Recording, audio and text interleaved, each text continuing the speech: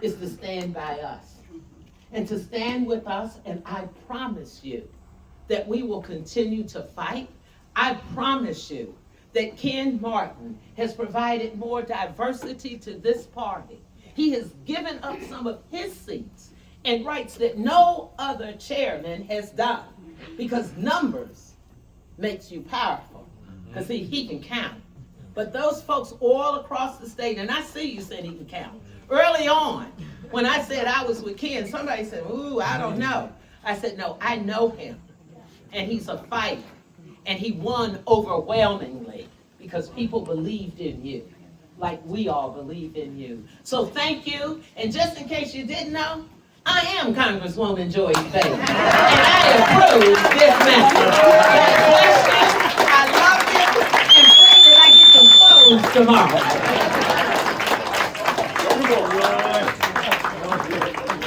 Hey, can we please give it up for Congresswoman Joy Bailey again now? I don't know who asked me to follow you, girl. But I'm telling you, we will follow you anywhere. And we are grateful for your leadership. And God bless you and thank you. And also, thank you so much for having us here. Thank you for opening up your beautiful home and your beautiful hearts. And like, this is crazy. This is beautiful. And so we're just very, very grateful and thankful. And thank you to each and every one of you, because this right here, this needs to be the winner circle. There you go. This needs to be the team that come November 3rd, the evening, when we can all look up at the television. And when the television says, we're about to send Juliana to the United States Senate. That's right. And we're about to send Scott to the United States Senate. That's right. We're all gonna be able to look up at them televisions and say, yeah, we did that. That's right. And job well done.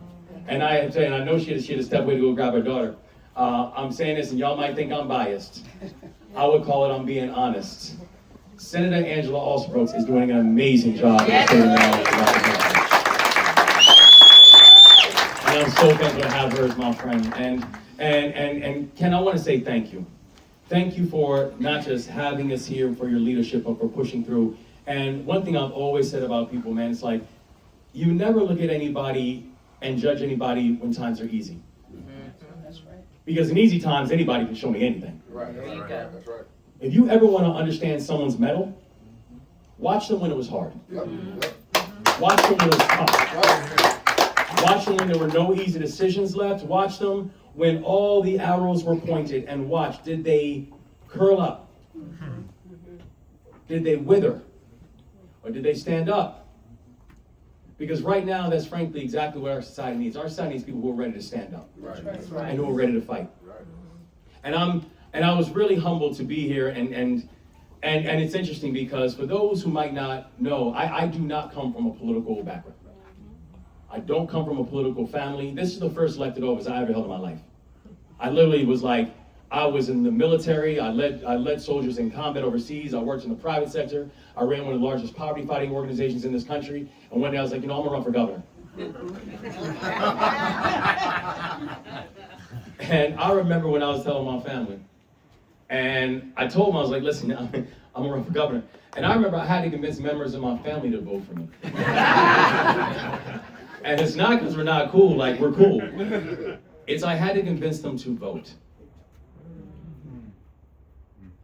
Because the frustration that people feel is real. And it's fair. When people feel like the system hasn't worked for them, they're right. And oftentimes when people, even in my family, when they can talk about the policies that haven't worked for us, they could not tell you if it was a Democratic author or a Republican author. They could just tell you it hasn't worked for me. And I think about what that means in this moment, because we're now getting a very clear understanding about what the specific visions of the parties are. And in the words of, as Maya Angelou said, when someone tells you who they are, believe them. Believe them the first time, or in the words of Beanie Siegel, your handshake ain't matching your smile. Okay. Watch what's happening right now. When we have Republican leadership in the White House, and in the Senate, and in the House. Complete control. Watch what's happened. We have watched inflation now be the highest that it has been in 3 years. We are watching hundreds of thousands of people in my state alone being kicked off of healthcare. We're watching children watching their food assistance being pulled away. We're watching a president who was more committed to ballrooms, bombs, and Bitcoin. Ballrooms that none of us can attend. And I know he's got a special place in his heart for me, so I know I'm not getting it. Bombs to fight wars that none of us understand, but we know all of our taxpayer dollars are paying for it. And Bitcoin, that I'm still trying to figure out how exactly that works. But I know his family's making a lot of money on it. This is an administration at a time when we're seeing very clear that what we're getting from them is you're on your own. And I go back to something that Ken said earlier. Because while their message might be you're on your own, our message is something that I learned when I was 17 years old and I first joined the Army. I was so young, I couldn't sign the paperwork. My mother signed the paperwork for me. And after my teenage years, she signed whatever paperwork the Army put in front of her. But we learned something on our second day. Leave no one behind. Ever. You get one of my people, I will send a battalion and go get them if I have to. We leave no one behind.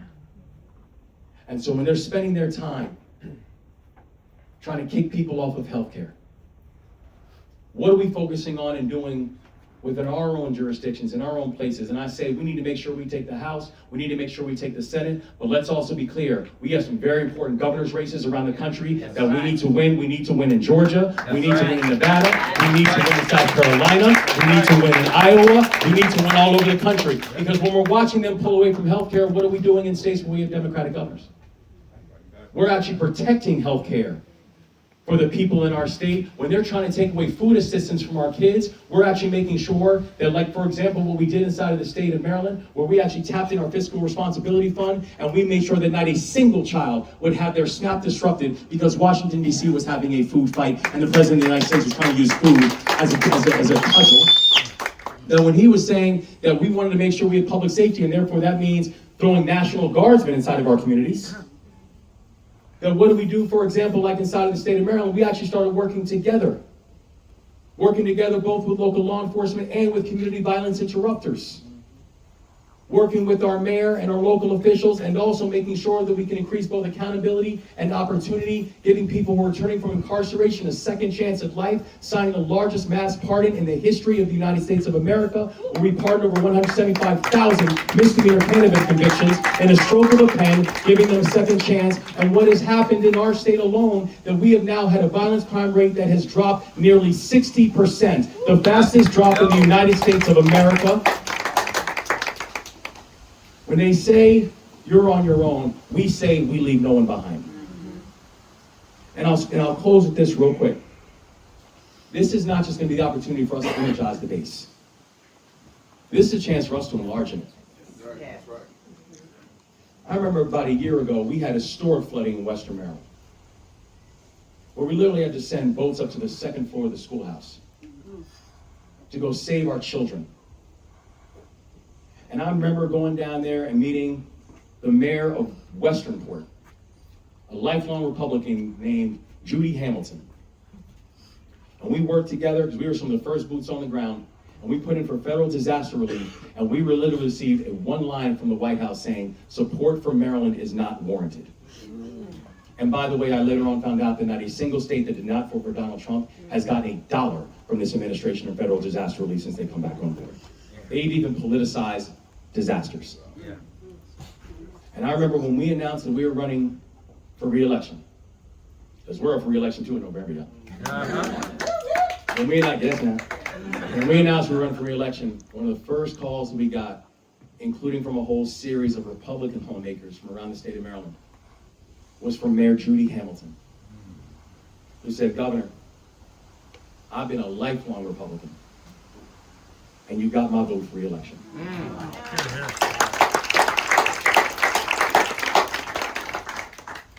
They feel very betrayed right now.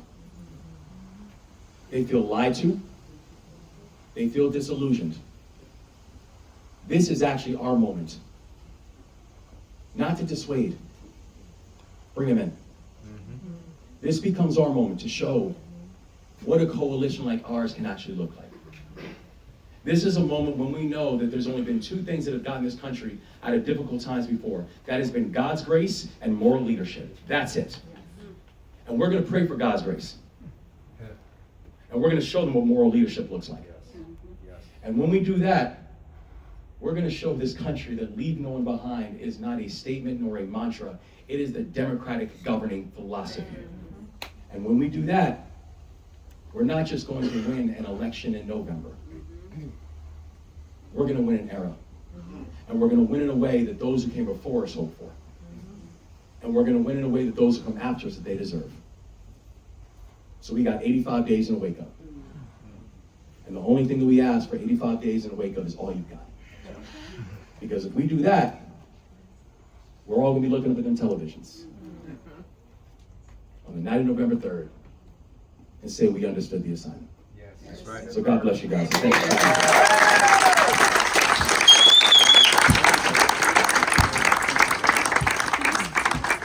Okay. Before we go,